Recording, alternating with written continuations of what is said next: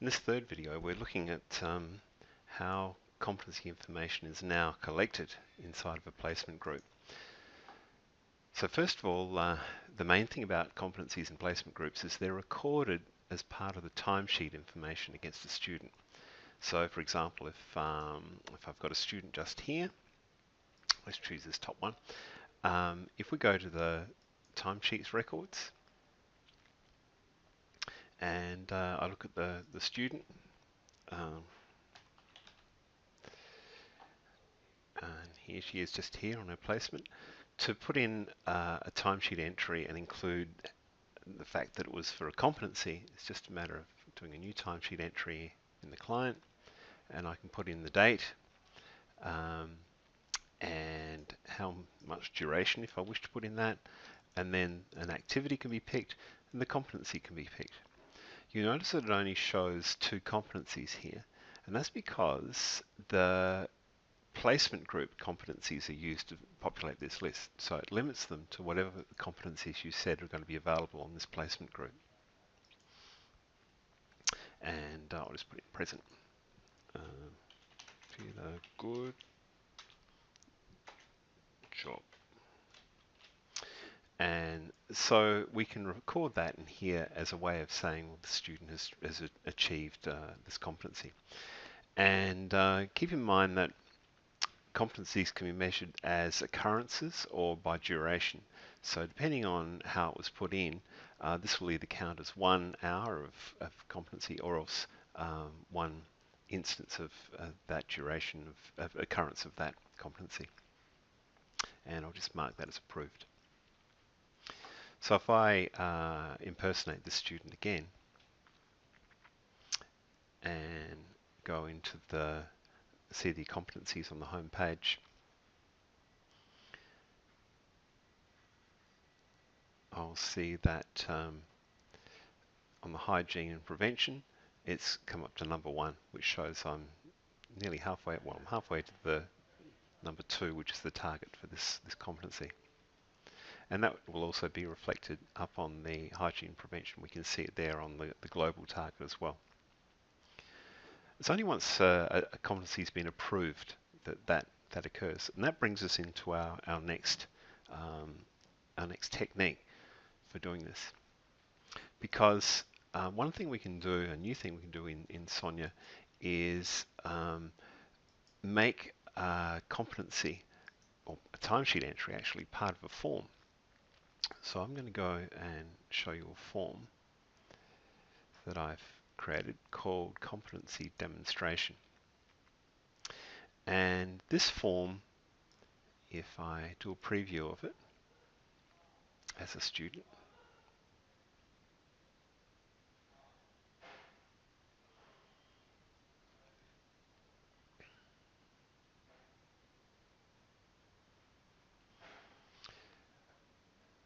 will show the form doesn't actually show everything that happens, because inside of here there's also a control to do with the timesheet entry that I want to relate to this. So this isn't really a pure indication of what it's going to look like. I think maybe if I preview it as a whole, see if it makes any difference.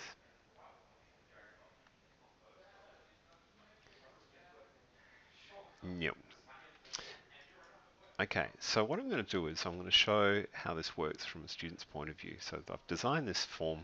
If we go to the Design tab, we'll see that the field just down here, the fourth field down, is the details of the competency. And it's a new field type called a student timesheet. So it appears in amongst all of our other fields that we have in our forms. So student timesheet is a new thing.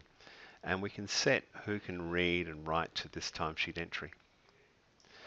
So what I'm going to do now is I'm going to come in as a student that's in this placement group. We might as well choose our student that we were using before.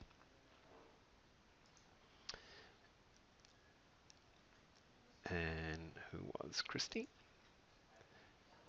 And I've turned on the ability for that form to be self-selected by the student. So the student's going to come in and self-select an instance of that form. So if I go to Forms, the student will see the other forms they've put in.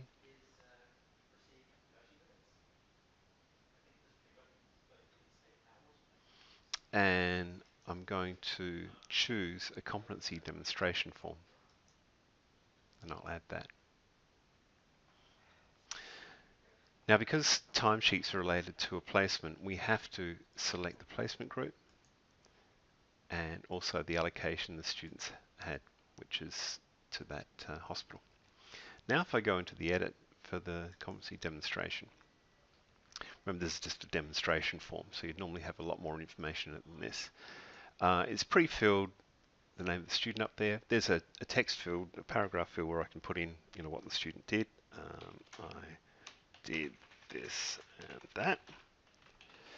And then underneath that, there's a part of the form which says enter the details of the competency. And this is where the student can put a timesheet entry in that tells you the date, the time in, time out perhaps. So let's say 9 a.m. to 10 a.m. when they achieved this competency. And they spent an hour doing it. And you'll see that the competency option has a list of the competencies they've worked on, in this case the hygiene one, and I'll say in here achieved. So the student's going to submit that, thinking that that's all they need to do. So you can actually set it on a form like that to have multiple timesheet entries entered. So you can set how many that a student can put in one shot as well if you want to. But in this case, we just put one of them in. Now, the form has several parts to it. And obviously, you could go back into the timesheets on the form. We go back to the timesheets here. And we'll find that, if I refresh that, there should be a timesheet entry in there for that student, but it hasn't actually been generated yet. It doesn't get generated until the form says it's passed and it's okay. So the question is, where is that form now? Where is the timesheet? What happens to it? What makes it appear? And in the design of the form, we'll see that after the timesheet and the student entry, there's two interesting new entries. One says Reviewer 1 and one says Reviewer 2. Now these are, if I show you Reviewer 1 and Reviewer 2, if I preview it as Reviewer 1, the concept of these is to allow someone to look at the information presented by the student and look at the competency and then put in some feedback or make a comment about whether they thought it was correct or not.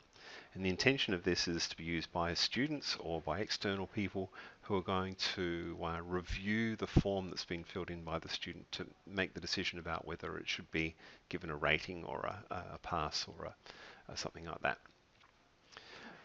So, and there are two of those. There's two reviewer actions in here on this form that I've set up.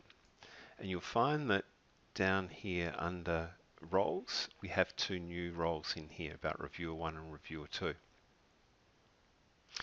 So if I had a look at the respondents to this form, we can see there's the form that Christy has sent in and filled in through an electronic form. And it contains the competency bit and all that sort of stuff.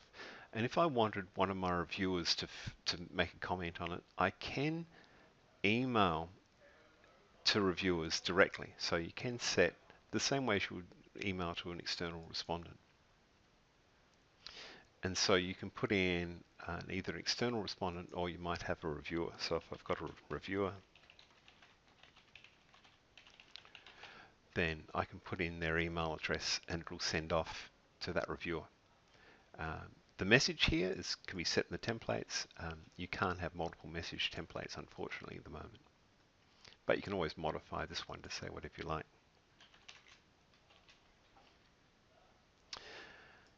So when you do that, if it sends it off to that reviewer, We're going to do a save.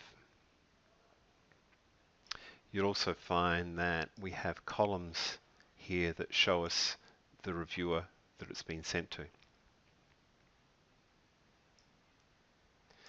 Of course, the other thing is we could, if we wanted to, go in as a placement officer and fill in the form for them. Now, one other interesting point, the final point on this this process is how do reviews occur? Like, how did the review process occur? We saw before how you can send an email to external reviewers, and our last video on the series will show how this can be automated.